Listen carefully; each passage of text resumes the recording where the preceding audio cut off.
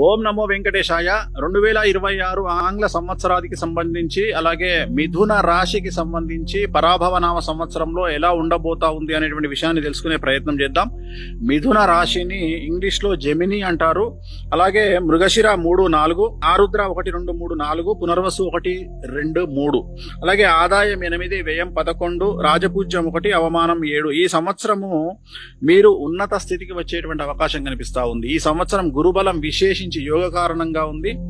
మిథున రాశికి పట్టిందల్లా బంగారంగా ఉంటుంది. గత 10 సంవత్సరాల నుండి మీరు పడుతున్నటువంటి కష్టాలన్నీ ఈ సంవత్సరం తొలగిపోతాయి. గుర్తుంచుకోండి, పట్టుకుంటే బంగారంగా ఉంటుంది.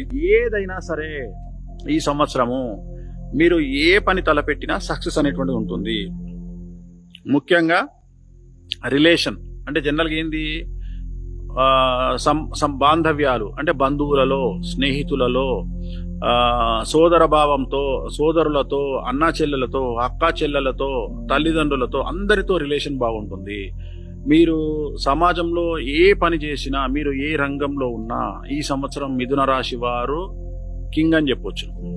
డబ్బులు తిరుగులేదు, వాహనాలు కొంటారు, భూములు కొంటారు, ఇల్లు కడతారు. సో రాజకీయ నాయకంగా సూపర్ టాప్ లో ఉంటారు. విద్యార్థులకు విశేషించి అనుకూలంగా ఉంది. ఏది చదివితే అది కంఠస్థంగా ఉండిపోతుంది. గురుబలం వల్ల విద్యార్థులకు జ్ఞాపక శక్తి విపరీతంగా పెరుగుతుంది.